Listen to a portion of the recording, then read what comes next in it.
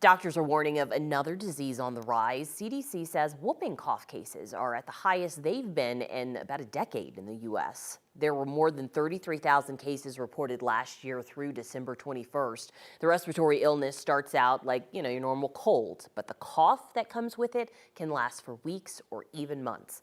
Young children are at the highest risk of getting sick. Early treatment with antibiotics may help lessen the severity, but health experts say the disease can be prevented through vaccination.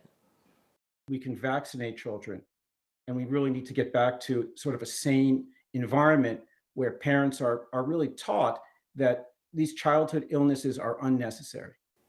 Doctors also say whooping cough is highly contagious and can spread for weeks after the cough develops.